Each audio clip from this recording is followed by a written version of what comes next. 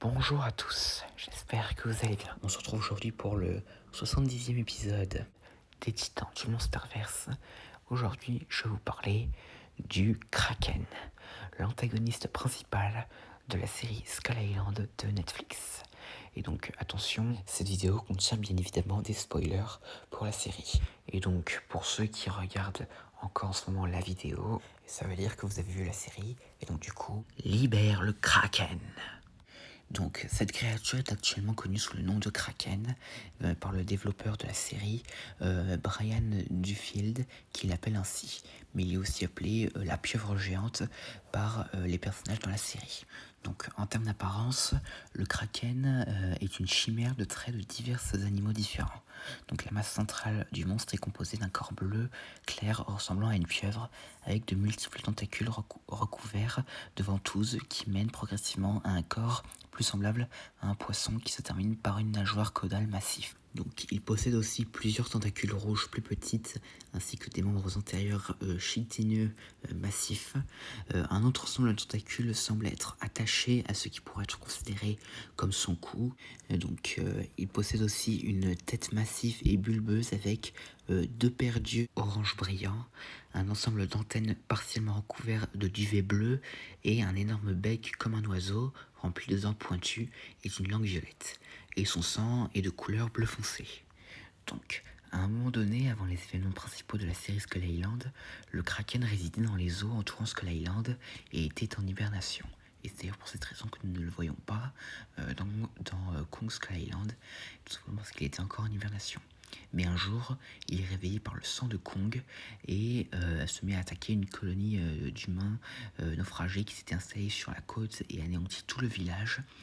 Kong, qui s'était rapproché de la communauté et qui vivait, est arrivé sur les lieux et a vu le titan aquatique gifler de manière menaçante l'eau avec ses tentacules, revendiquant apparemment la responsabilité de l'attaque et défiant Kong de se battre. Donc Kong récupère une jeune fille duquel il s'était rapproché et s'est retiré dans son temple plus à l'intérieur des terres, mais finalement son amie est morte pendant la nuit en raison de ses blessures venimeuses subies lors de l'attaque du Kraken. Et ensuite Kong l'enterra en haut d'une montagne et rugit vers l'océan où le Kraken l'observait. Donc un certain temps plus tard, le Kraken a lancé une attaque contre deux autres navires qui naviguaient à proximité de Skull Island. Et après avoir détruit le plus gros, qui contenait une petite armée de mercenaires engagés par une botaniste nommée Irène, le Kraken a attaqué et submergé le deuxième navire à proximité qui contenait les adolescents Charlie, Mike, Annie et leurs parents. Et l'équipage du navire. Et peu de temps après, les mercenaires naufragés ont tenté d'appeler un hélicoptère pour les extraire de l'île, mais le Kraken l'a saisi et détruit en plein vol. Et alors que les deux groupes de naufragés continuent de s'aventurer à travers l'île, ils virent le Kraken lancer une baleine adulte à travers l'île et dans la cour du temple de Kong en signe de menace pour le primate. Finalement, les deux groupes se sont réunis et ont élaboré un plan.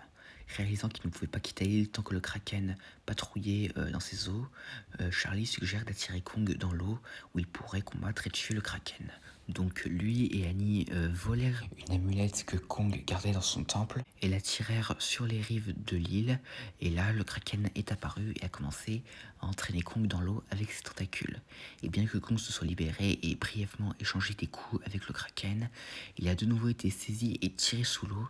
Et après avoir touché le fond de l'océan, Kong utilise la carcasse d'un navire et frappe le Kraken dans les yeux, ce qui lui permet de se libérer et de refaire surface.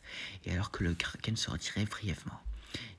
Et après avoir refait surface, Kong s'est brièvement arrêté pour aider Annie à sauver son ami le chien qui était coincé dans l'eau. Mais le Kraken tend une embuscade à Kong et l'a ramené dans les eaux plus profondes. Et après un autre combat bref mais vicieux, Kong projette le Kraken sur une formation rocheuse et le frappe plusieurs fois avec ses poings. Mais le présumé mort. Mais après avoir poussé un rugissement victorieux, Kong a de nouveau été pris en embuscade et enragé, Kong soulève le Kraken au-dessus de sa tête et le coupe en deux, pulvérisant du sang bleu foncé sur des kilomètres.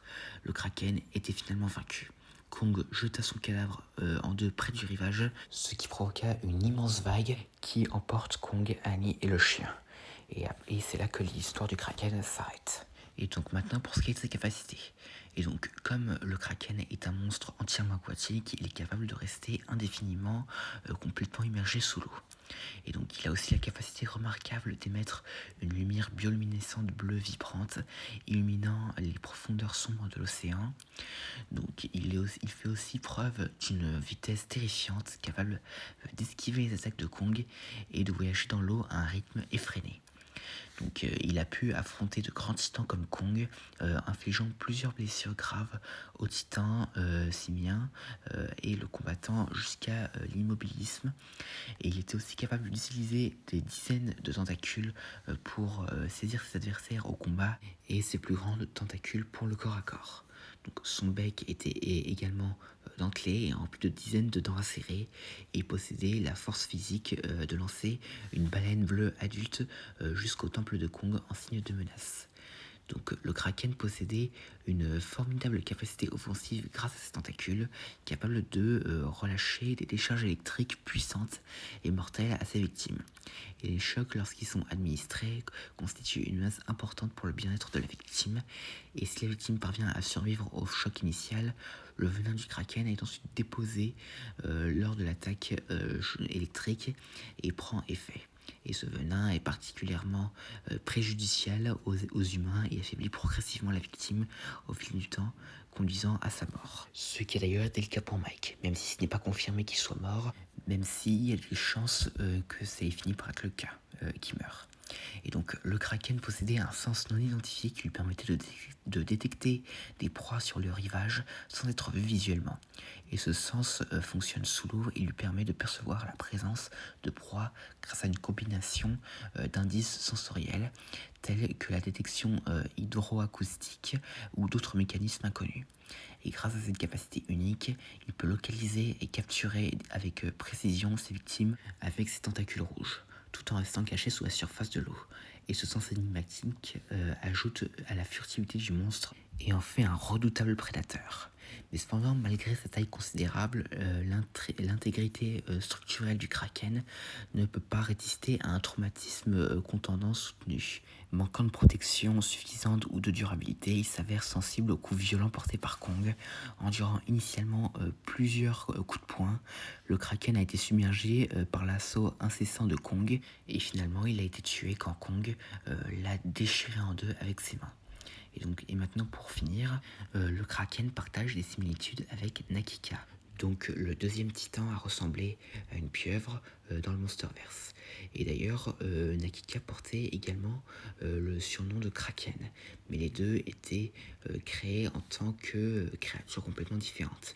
Et surtout, les deux ne sont pas du tout relatés parce que déjà...